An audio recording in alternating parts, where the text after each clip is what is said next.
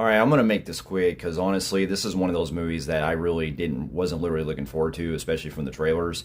So with Me3gan 2.0, we're back to doing a shift change where instead you have the doll pretty much coming back to life, and it's now saving the girl and becoming pretty much more of a good guy, which is pretty much a ripoff of Terminator 2 in a lot of ways, and it also goes into some really sci-fi territory that's out of the ordinary, with it being more like Star Trek and shit. And I'll be honest, like movie was a fucking chore to get through. Like I really, as much as I didn't mind the first Megan that much, I mean I thought it was decent, but I thought it was just overhyped.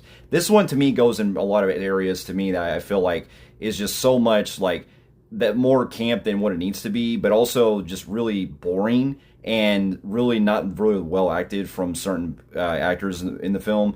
And it also goes into some really bad territory with it trying to be all superhero shit, with Megan now having to pretty much be, using fight moves and stuff against this other evil robot. And I get that they were trying to do something probably different and all, but this is going way too far. And as they could have really done something a lot more if it going like a better slasher route than what we had the first film. But seeing how the first film was a lot more for the younger crowd, I get the appeal of it, but this is just way too out there for me. I think the performances, at least from the two leads, were okay at best, but I think that they did better in the first one. And coming from a lot of it, there's some interesting ideas. I could see what they were going for as far as the AI in parts.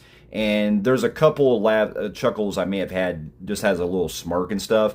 But this movie is really like everything that I really didn't want to see from the trailer. And it has a lot of really awful humor that's throughout, and some really bad CGI for a lot of it, especially when we get to the climax. And it meanders into stuff that jumps way out, that goes way over the top.